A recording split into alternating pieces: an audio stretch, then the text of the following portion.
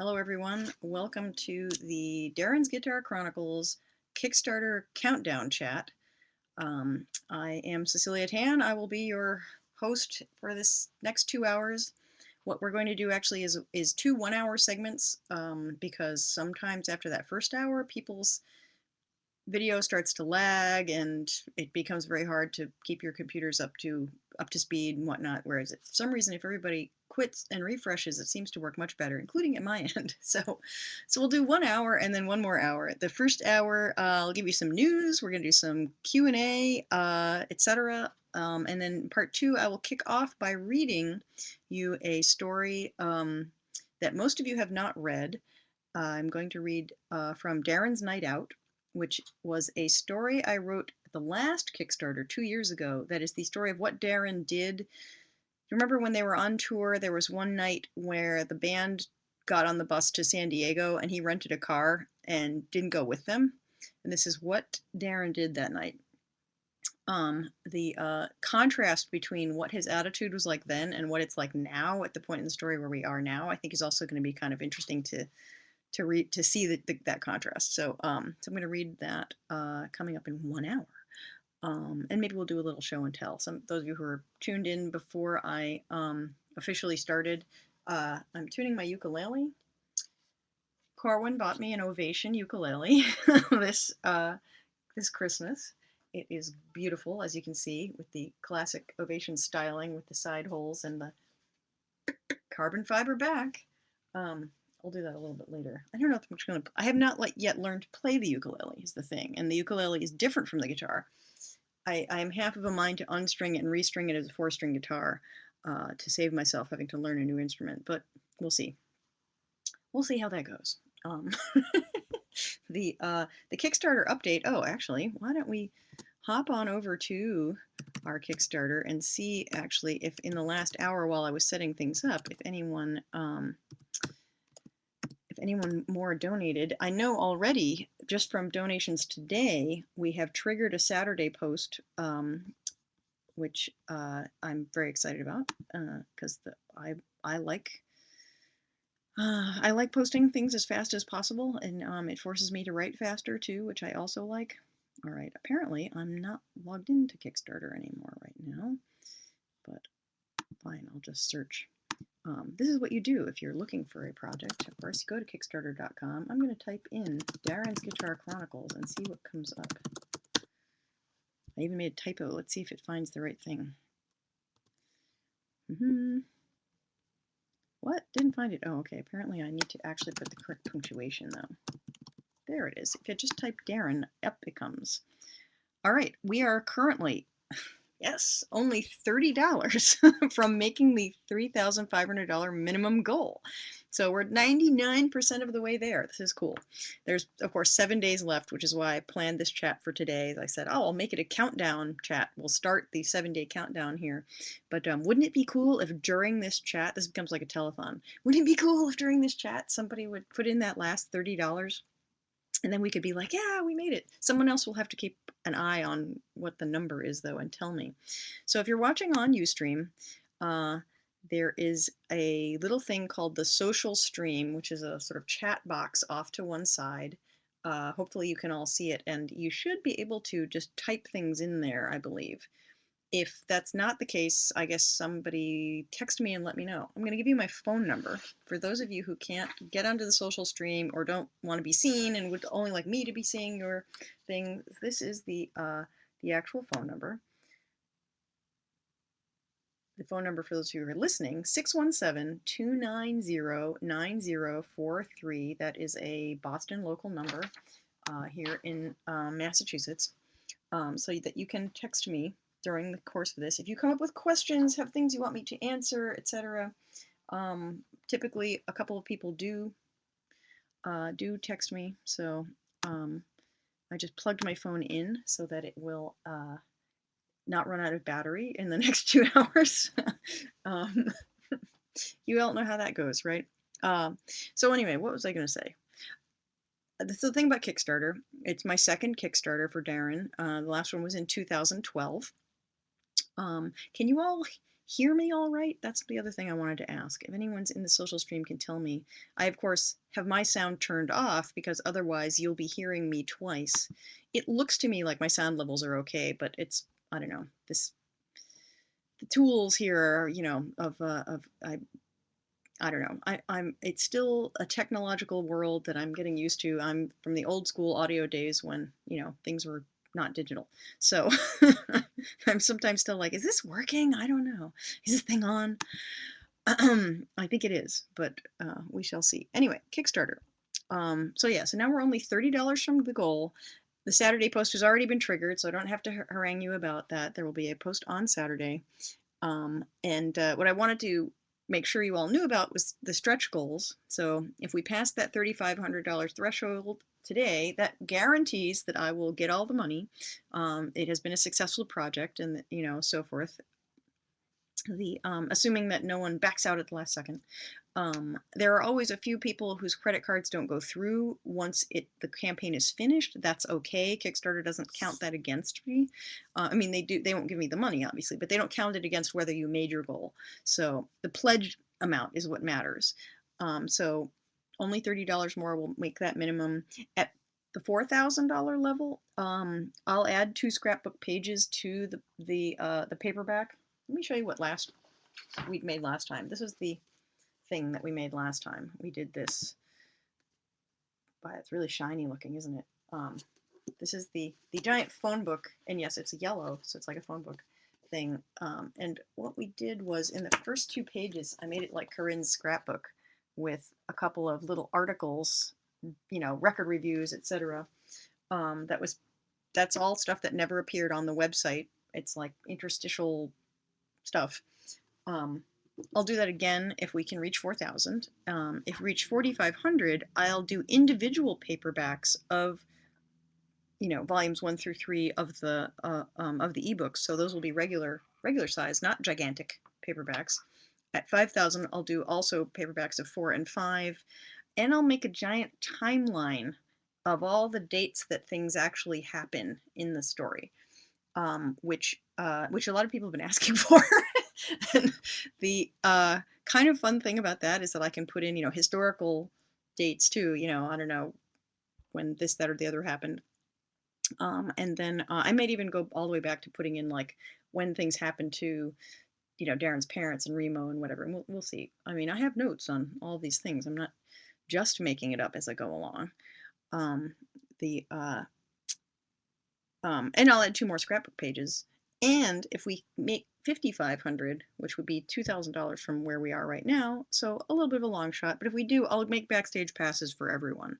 And I mean, laminated lanyard type passes, which I'm honestly, I might do at 5,000 anyway if the budget works out. And the other thing is that I'll invest some more in the website, which needs some updating, as some of you who visit it regularly know. So those are my plans. These are, you know, the whole thing has been crowdfunded from the very beginning, of course. Darren's Guitar Chronicles is a web serial that has been supported by reader donation from the very start. So it's so Kickstarter is a very natural outgrowth of the way we do things. So kind of cool. So I'm going to take some questions. I'm going to you know, see what you guys think. I did get a bunch of questions in advance. I've been haranguing people through Facebook and my social media and whatnot all week, saying, you know, send me your questions. You don't have to be present in the chat to ask a question. You know, send them to me in advance. So I have a couple of them, and a couple of them people, because I saw them in advance, I was able to prepare answers in advance. One of them I'm going to share with you right now, actually. So one of the questions people asked was, if you made a mixtape that was supposed to give the idea of what Moondog 3 would sound like, what would be on it? So I went and made a YouTube playlist. Let me see if I can figure out where did I put that URL. And I'm going to paste this into the social stream, I think. Hopefully it will let me do this and not be like, oh, you're spamming. And glad to know that you can all hear me just fine. All right, I am pasting this in. Let's see, you all get to watch me type now. just going to call it Darren's playlist. It's actually kind of Moondog 3 playlist. And I'm going to hit send. Let's see if it goes through. Good. All right. Looks like it looked at my end like it worked. So you guys tell me if it allows you to click on it. Technology, yes. The playlist is, I think, 12 songs that all have a sound. I had two choices. I could go for something that sounds musically like I think Moondog 3 sounds, or I could try to look for singers who I think sound like Ziggy. And there are no singers who sound like Ziggy, really. I'm like, I know there are. They must exist because I didn't invent. He does not. He sounds like a human, obviously. I didn't have any one person in mind, and I have a very clear idea of what he sounds like, and so that was a little harder. Whereas guitar, Darren also plays in so many different styles, and he has different instruments, and whatnot like that. That it was a little easier to find things that sound to me like they would at least go with what he plays. So so have fun listening to that. I probably can't listen to it at the same time you listen to this chat, but you at least all have the playlist now, or maybe you can. I don't know. Modulate your volume on your different tabs in your browsers, and we'll see what happens. Let's see. Okay, another question. All right. So someone wanted to know, who is Darren's favorite author? I mentioned a couple of times throughout the thing while they're on tour and so forth and so on that he's reading a book, but I often don't tell you what book he's reading. In fact, I might never have mentioned what book it is. When he first goes on tour with Nomad way back in the beginning, he's sort of reading the mysteries and stuff that Matthew is giving him, and that's like Matthew is hooked on Sidney Sheldon, and like a couple of these sort of Robert Ludlum, and whatnot. Maybe not even mysteries, but sort of more like thrillers and whatnot. So Darren will, if he's in an airport and does not have a book for the flight, and so forth, and there is an airport bookstore there, and we'll pick up, sort of either of those two authors. He likes William Gibson a lot. Gibson doesn't write very fast, so there's not a new William Gibson book like every 6 months or something the way there is with some of these guys. And he really loves Stephen King, and there's so much Stephen King that it's like, he feels like I'm never going to catch up or anything. So he just, and he kind of reads them and forgets them too. Like they don't make a big impact on him a lot of the time. He's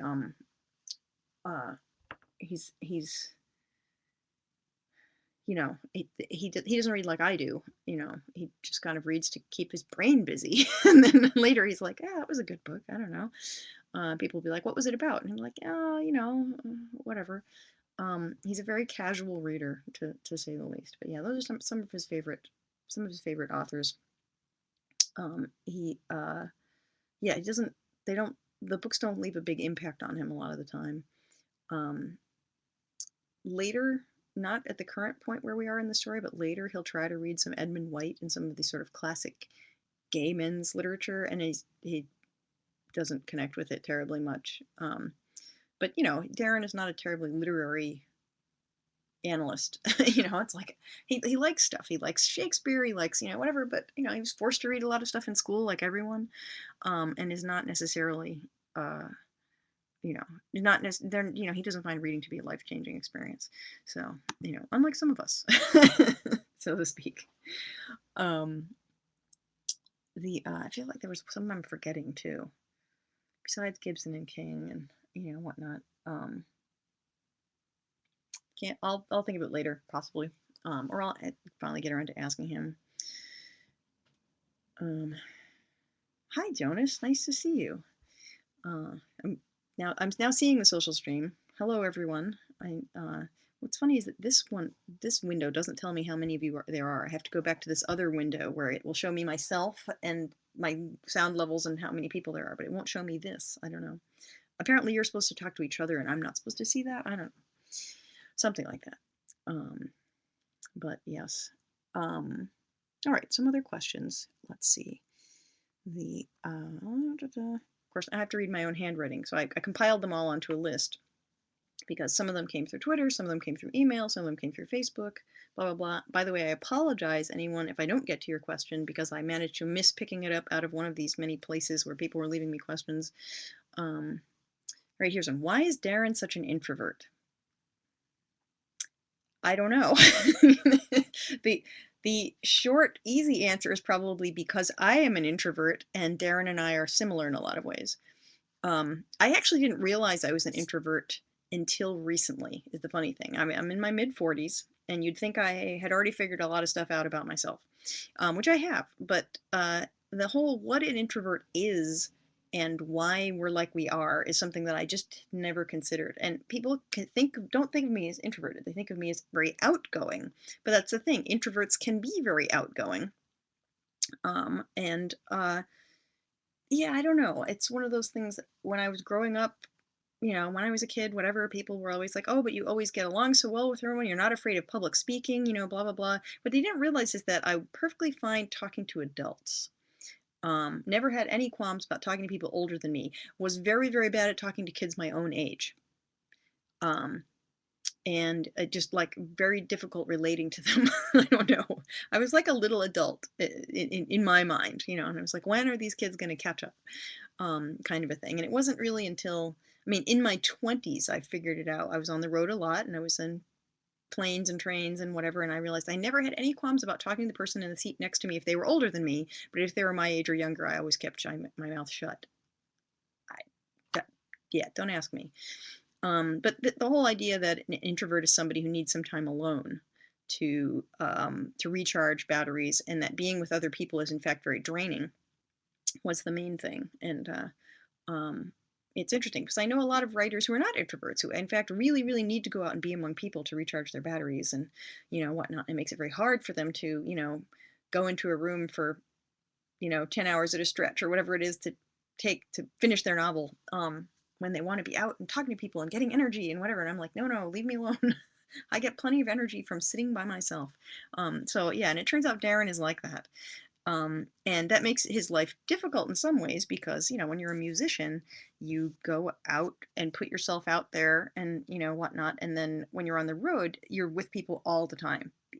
People are in your face all the time. And it's very hard to find time to make that space for yourself. And sometimes it just has to be mental space. I mean, so whether you're in your bunk or in your corner of the bus or, whatever it is, you sort of make that space for yourself. I find that when I'm traveling alone, to conventions and, whatever, that counts as alone time for me because I'm not talking to people. I don't have to have actual conversations with people. You say hello to the stewardess and, maybe a little polite chit chat here and there. But for the rest of the time, really, I'm in my own head, which is why like on airplanes is a great time to get writing done, because you can't do anything else. You can't check your email. I mean, now there are planes with Wi-Fi, but very few of them.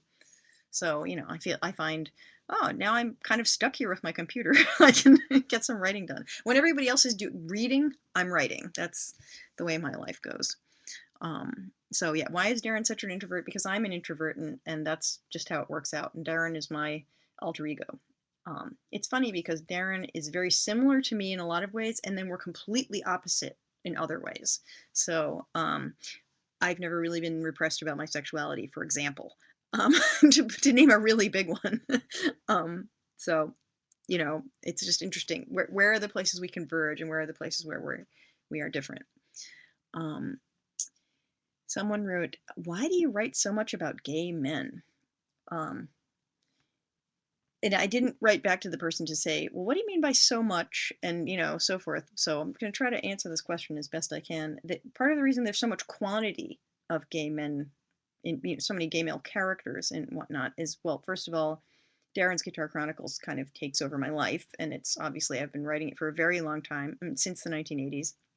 But just this incarnation of it in the web serial, has been, the web serial launched in 2009. So, in November, we'll be coming up on the 5th anniversary, right? Did I do that math right? Yes. So that's kind of cool. But yes, I've written a bunch of other books that all have gay male protagonists, but I've written a lot of books that have female protagonists also. So, I write a lot about every kind of sexuality that I can get my hands on, basically. I've written over 100 short stories probably at this point. Some of them are lesbian, some of them are gay, some of them are, some of my characters change gender, some of them are, many of them are bisexual. And as we can talk about, Darren self-identifies as gay, but some people would call him bisexual because, because he has had sex with women. But the funny thing, of course, is that many, many, many gay men have had sex with women, but still self-identify as gay. That's perfectly valid. And there are some interesting statistics out there, in fact, about the number of gay men who have had sex with women. Consensual, perfectly good sex, too, Many of them, some have, gotten married, raised families, all that kind of thing. I mean, to opposite sex partners. And, that doesn't mean that uh, they're not gay, or that they can't identify that way. So, in, in fact, we'll get to the topic of self-identification probably in the second half a little bit, because that was a concept that Darren had never considered before, until he goes on this jaunt that I will be reading for you. I will warn you that jaunt is not safe for work, but that'll be in the second half of the chat, so we'll come up with that. All right, someone just asked in Social Stream, do you ever get tired of writing DGC? No. In fact, I wish I had more time to write it. We'd get to whatever ending we're ever going to get to faster if I had more time to do it. I mean, if I had my druthers, I would be writing it 5 days a week, but that's not going to happen right now. So, but yeah, no, I never get tired of it. And the thing that's interesting is that not only does Darren still have a lot that he can tell me, the other characters are interesting too, and I don't get to explore them all that often.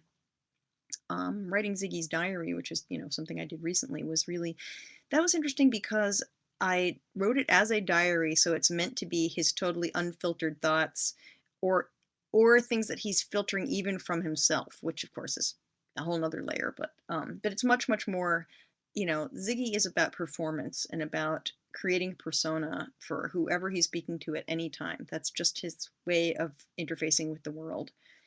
So the question of like, who is the real Ziggy is sort of, like there is no real Ziggy. There's sort of, I mean, he thinks there is. He knows there is. He knows who he knows perfectly well who he is inside, but it's always about how he presents that to the world. There's all these different facets of him, which is one of the things that makes him a fascinating but difficult character to get on the page. And of course, then coming through the Darren point of view, Darren, of course, has all kinds of filters. I haven't answered comments yet on today's chapter, but Amy, who's here in the oh, hey, Joe. Amy says, what did you say in the comment today? You never realize how strongly Darren is an unreliable narrator until, you see him making assumptions about Ziggy without having talked to Ziggy. And, I'm like, this is one of the classic failure modes of the ways these two interact with each other, is that they are both doing that. I know. Don't worry, there'll be plenty of time for them to work their shit out. Sometime soon, if I can ever get them in a room together again. Yeah, they're both avoiding each other right now, because there's some painful stuff that needs to be dealt with on both sides, and I will be forcing them to deal with it. Fear not. They might be like, what are the two chemicals you're not supposed to put together? Ammonia and bleach, right? Or maybe it's going to be like milk and honey. We'll see. Yeah, I haven't written that part yet. But anyway, writing Ziggy's diary was really interesting because I had to sort of clear my desk of other projects to really get into his mind, because it's like I had to peel away a bunch of layers to get all the way down to sort of what his mentality was. And then of course his mentality changes over time. I mean, it's like on one hand, the meditation's working. He feels calmer and more centered, and he's dealt with a lot of his shit and, whatnot. And then, but then when you're doing work to, other stuff comes up, and that's, so yeah. And how his state of mind changed over the course of those months was an interesting thing to try to capture. Because then, of course, some of the diary entries are like, it's like today, it's tomorrow, it's the third day. Then it's like, a couple of weeks have gone by. It's like, sorry, I haven't written in a while. Been busy living my life, So yeah, kind of interesting. But all right, here's a question that came from, I think from Twitter. No, maybe it was email. Do you think you're as good at writing as Darren is at guitar? Um, I think I am as good at writing as Darren thinks he is at the guitar. How's that? I think so this is the thing about writers. I think all writers go through periods of doubt and, wondering if what if you actually have any idea, have your art works and, whatnot like that. But I think that's part of the process of writing, is that if you don't have that doubt, you don't have any perspective on what you do. And it's the ones who don't have any doubt at all who who probably are not good, because they don't have perspective on what they're writing. And when people, I'm also an editor, and when you see things in the slush pile, or whatever, where you're like, wow, this writer really seems to just have no grasp of English grammar, you figure it's because they don't know that they don't know grammar. If they knew that, they would have gotten it fixed up before they sent it to you, or stories where there's, I don't know, giant plot holes, or I don't know, or giant problems like massive cultural appropriation, say, where you're just like, wow, this is really squicky, that kind of a thing. It's, of course, that writer does not realize that that's what they're doing. If they realized it, they would not have sent it to you, so I think that self-doubt is good. It's necessary. Yes, they say you have to turn off the internal censor to get any writing done, because you can paralyze yourself with your doubt. But I try not to be very paralyzed about my doubt. I have learned, I've been a professional writer now for 20 plus years. Well, I've been writing professionally nonfiction since I was a teenager. And then, fiction professionally since, let's see, how old was I when I made my first sale? 23, 20, 25, 25. Me and numbers don't always get along. But yeah, so yeah, you have doubts, but then you also learn your craft, and you learn what you're good at. You learn um, you learn your favorite things, which things are hard for you, which things are easy for you. You also learn, as you get feedback from other people, you start to learn what works, what doesn't work. Sometimes there are things that only work for you, and you think, okay, well, I guess, I guess those are for my private trunk stories, and, whatever. I do have some unpublished work that is just, I think I was just working out some stuff. Most of that's from my early 20s, stories I wrote where I was just really like, I don't know, therapy stories, I guess, where you're just kind of exercising your demons. And, many of those have not sold. But many of those I didn't send to that many places. Like once it got rejected 1 or 2 places, I was like, all right, fine, I'm just putting it in a trunk. A couple of those I ended up realizing the reason that they didn't sell was because what they were missing was a sex scene, and I was trying to sell them as mainstream things. And so like 10 years later, I went and wrote the sex scenes that were missing from them, and kaboom, sold them immediately. Funny how that works. So, and no, I was not repressed or anything, but there was a period where I was writing both erotica and mainstream science fiction, if you want to call it that.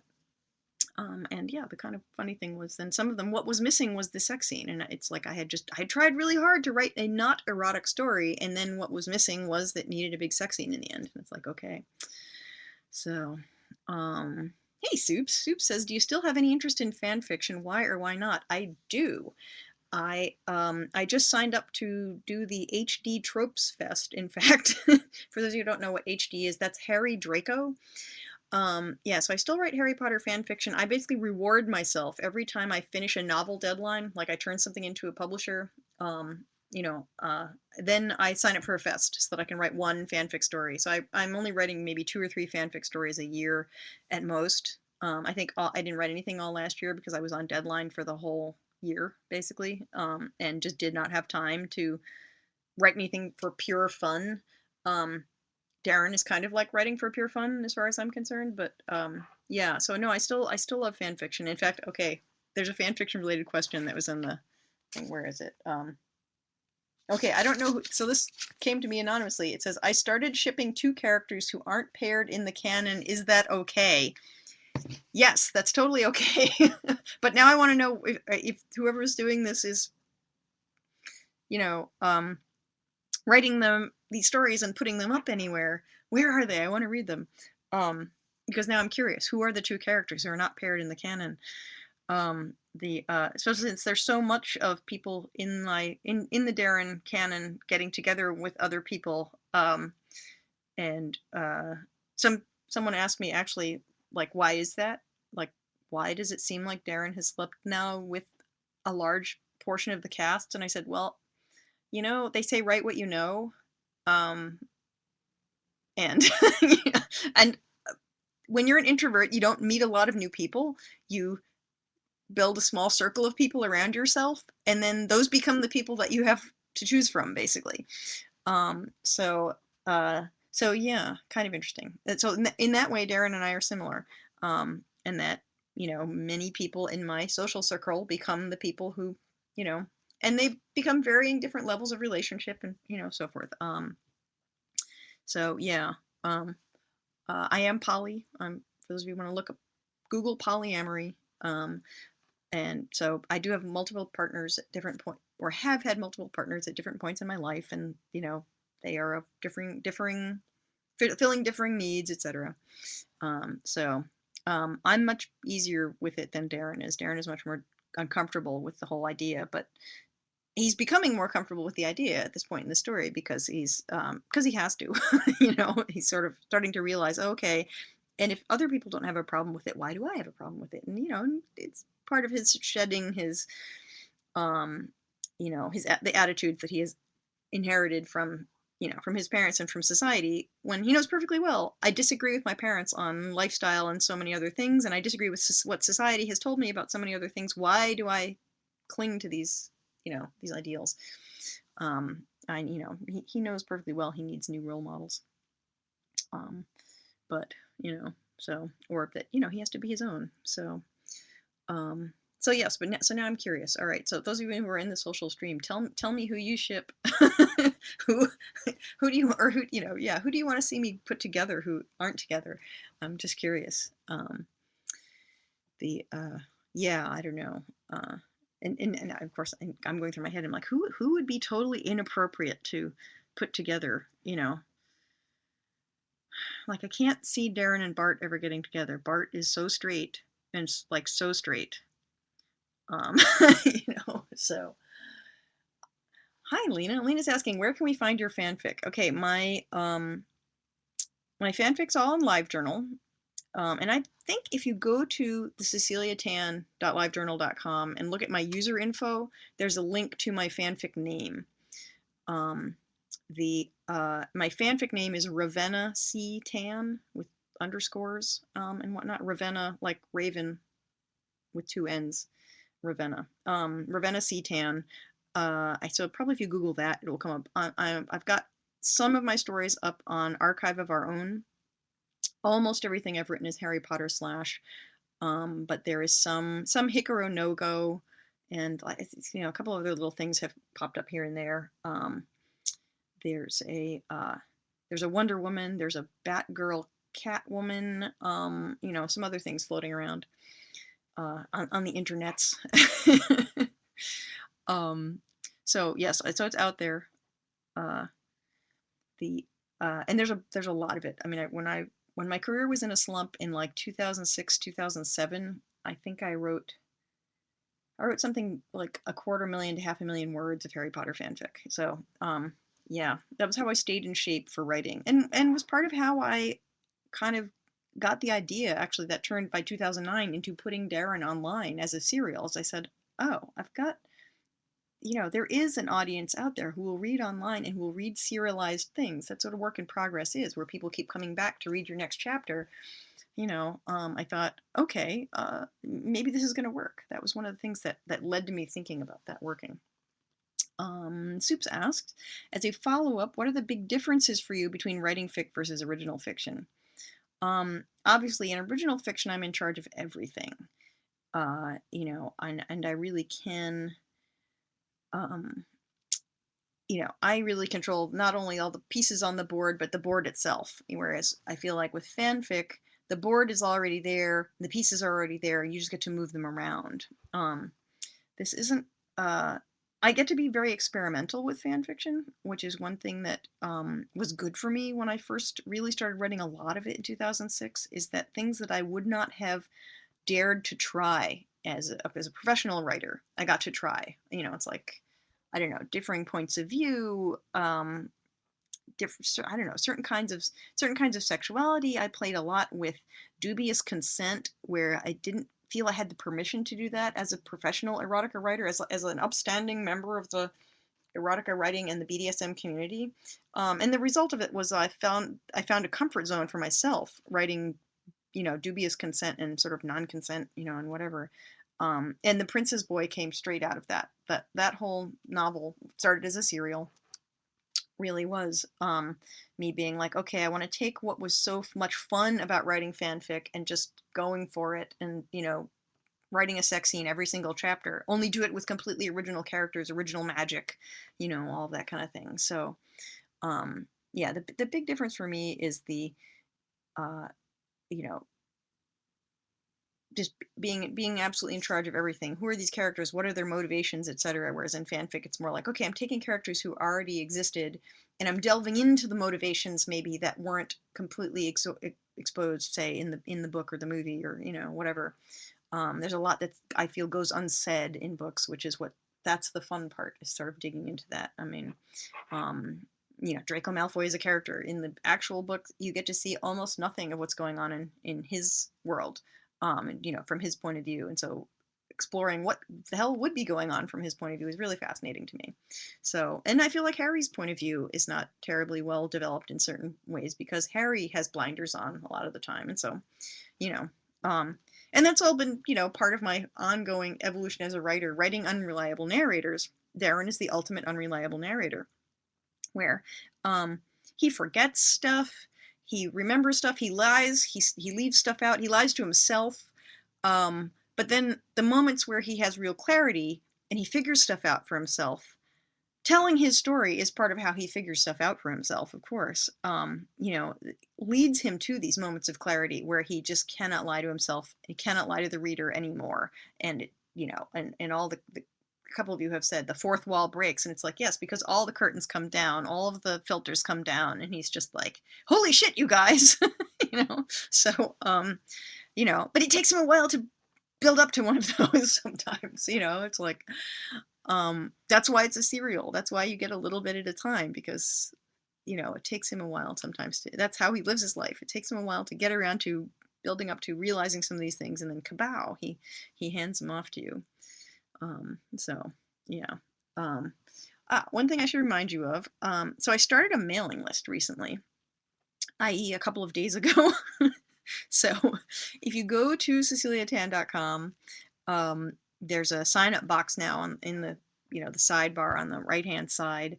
What I'm going to do is on May 7th, when I will have, I guess, been collecting names in my mailing list for a week, I will post a completely new, never before published erotic story through the mailing list. So only people who are on the mailing list will receive it.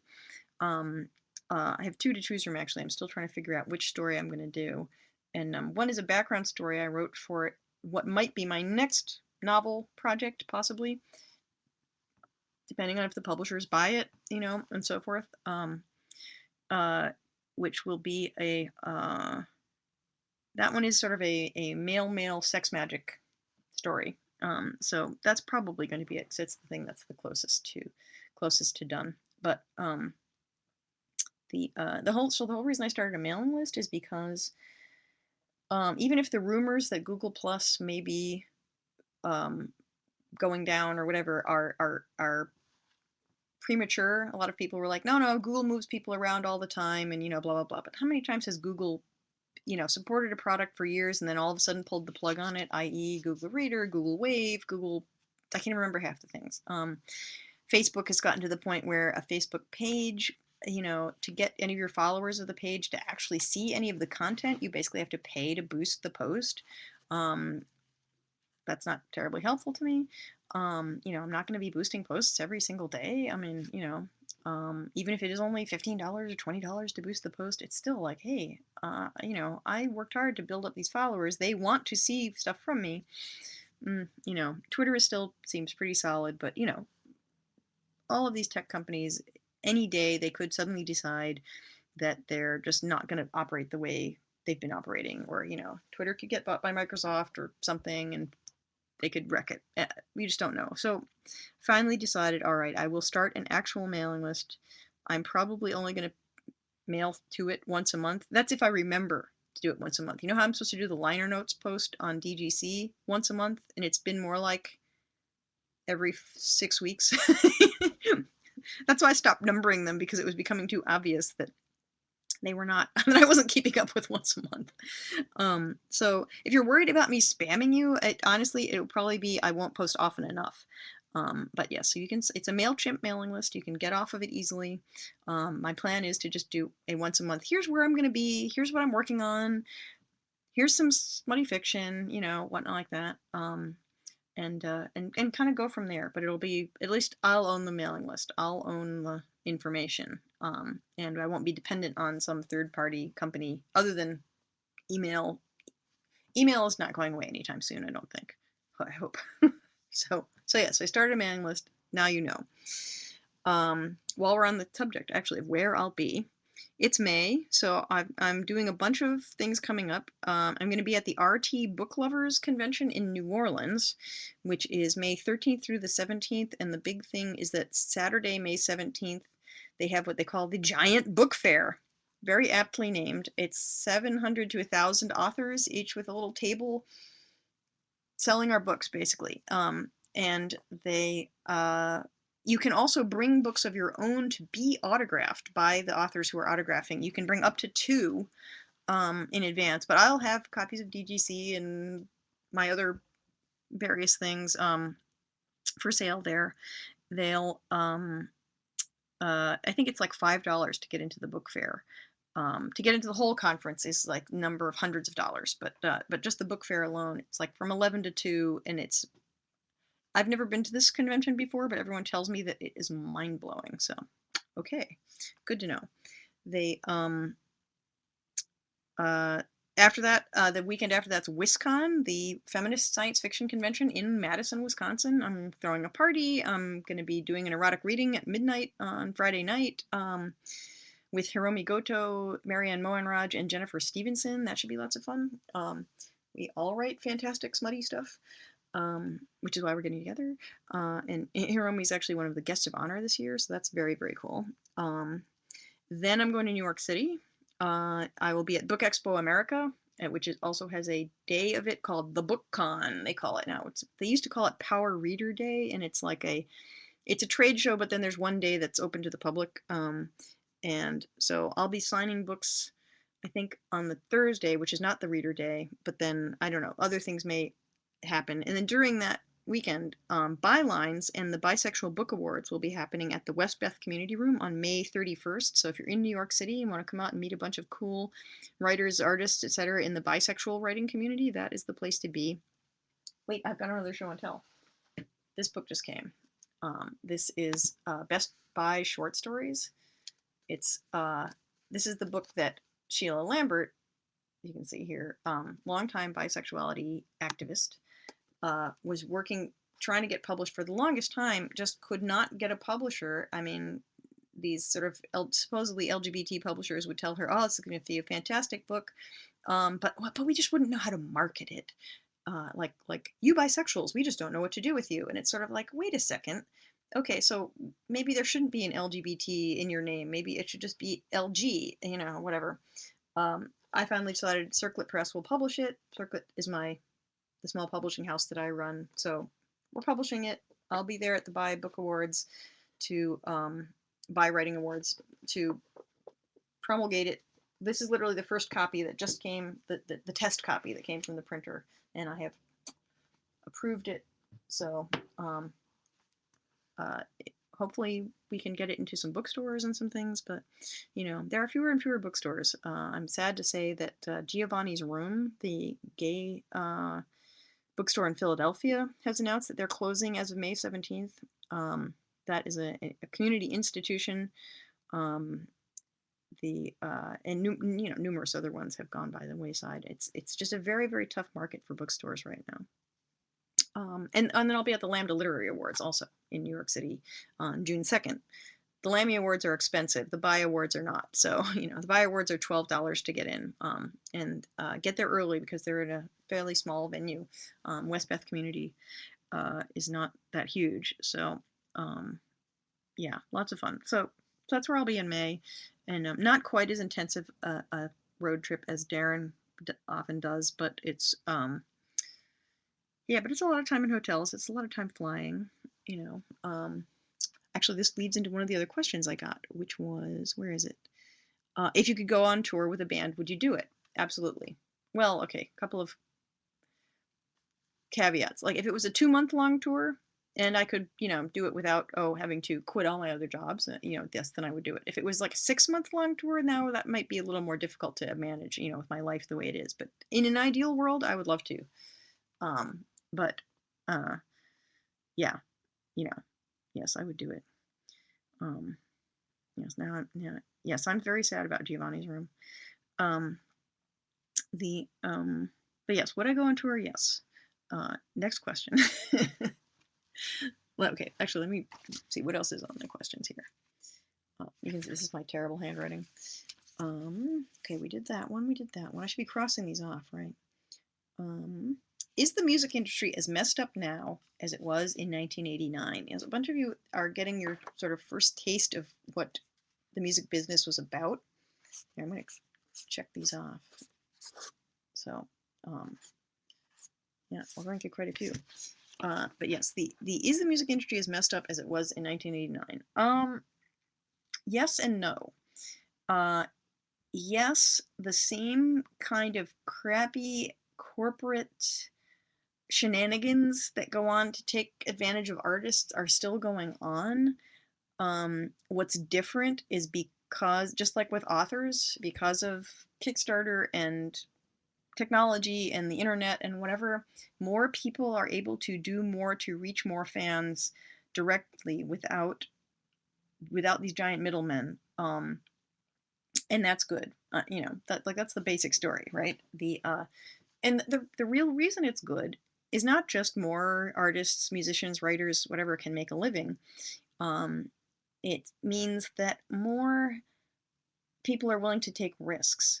There's more variation. It's like there's more biodiversity in a way, because the record stores, the bookstores, the record companies basically just want exactly what came before, and they want more and more of what came before.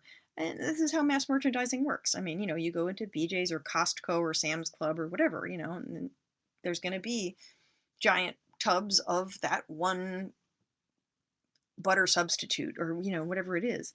And if you've invented a product that's, I don't know, something completely different, they don't even have a shelf for you.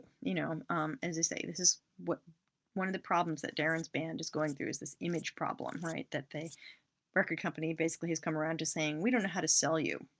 Like, we don't know what shelf to tell the record companies, record stores to put you on. Or, some of the stores have been successful at doing it and some haven't. That's the thing. So if you're a musician who plays the banjo, say, and, the banjo is just not considered cool to your average music critic or whatever, but when people hear you play, they think it's really great. How else do you reach people? Now you have YouTube, now you have websites, now you have a way of doing it. And you look at what Amanda Palmer and Steve Grand and, people like that have done. It's interesting when Amanda's album, when the Grand Theft Orchestra album came out, one of the things you can do, so I'm an XM subscriber. I get Sirius XM. I get 250 music channels or something, right? And there's a couple of websites where you can go and search through what the playlists are and, so forth and so on. And I said, is there any channel out of these 250 that are playing this album, which, what's the largest, most successful music Kickstarter in history, raised over $1 million. And the thing is, if you're raising $1 million direct from your fans, that's the tip of an iceberg. That out there in the mainstream, there should be another 90%, right? So, that should have been a commercial success if you think about it.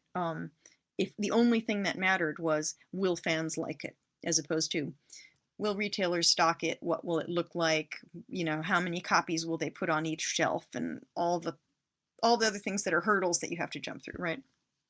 And you know, and it was interesting. Out of these, 250 channels on XM, not a single one was playing any of it. And it's like, and I was trying to think which channel would be appropriate for it. It's like, obviously not the new age channel, not the jazz channel, not the, and it's like, yeah, everything's in these boxes. And if you don't fit exactly in these boxes, you don't fit.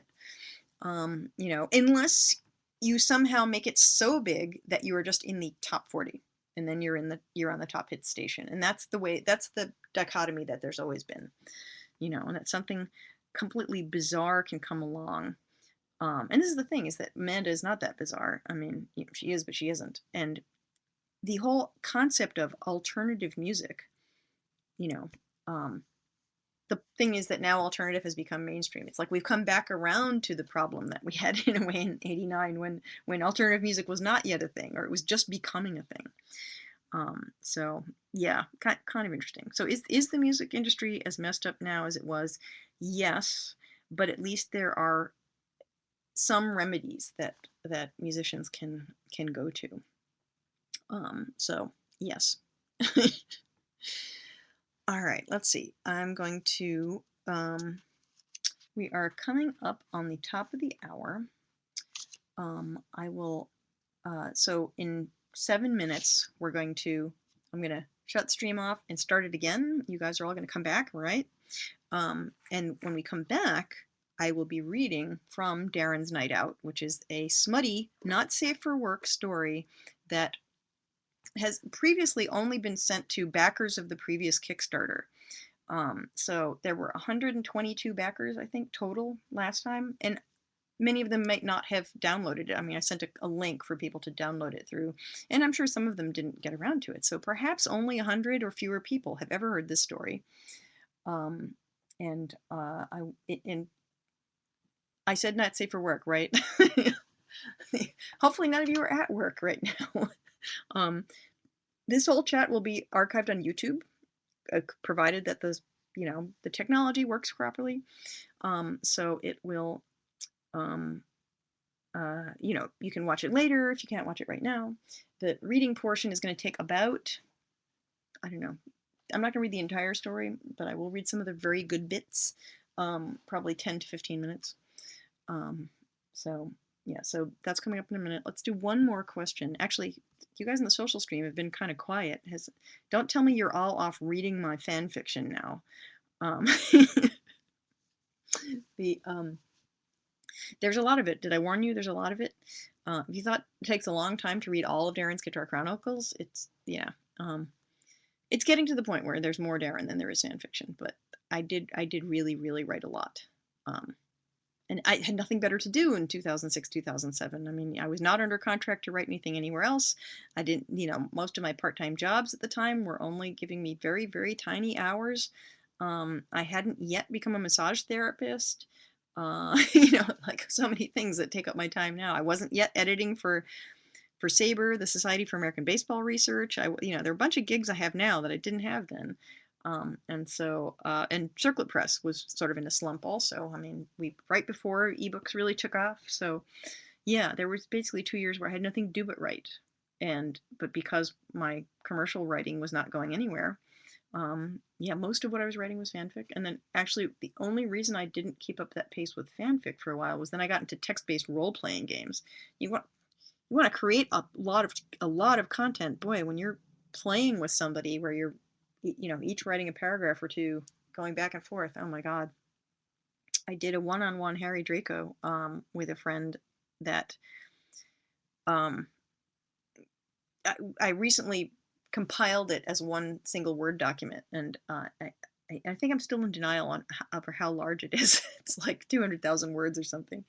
It's very, very, very long, and but it was therapy for both of us. We were both, whatever, needing to get over some heartbreaks and, whatnot. And she was trying to boot a boyfriend out or whatever, stuff like that. So, oh goodness. Yes. So, all right. One thing I needed time for is, what's the lag time from when I say something to when it appears with you guys? I'm not sure. If it's a whole minute, then I'm going to have to plan for one more minute in the thing.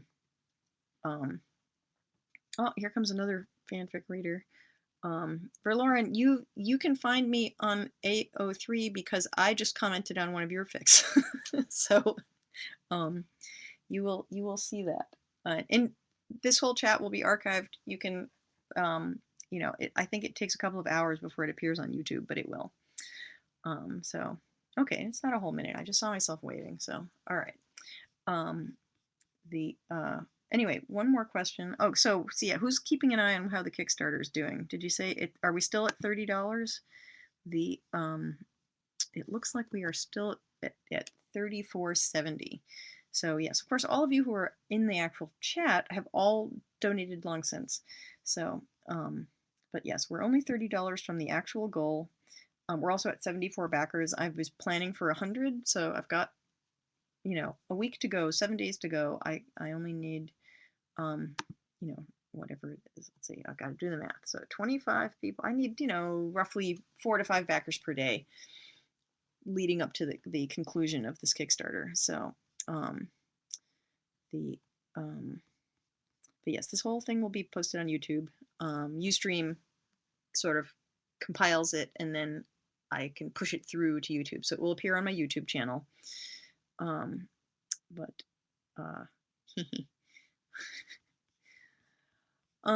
Let's see. Okay, I'm gonna read the Smutty Darren's story as soon as we come back. You see how I planned this? So what I'm gonna do now, I see there's 9 of you in the viewer list right now. I'm gonna hit stop on the broadcast. I'm going to reboot my browser. You can all do the same, and then come right back, and starting at what will be 9 o'clock p.m. sharp my time, so it will lag to you by 30 seconds or a minute. I will start again. I'll give a little preamble so I won't go to give you time to get back in before I start reading the story. And so I will see you all in like 90 seconds.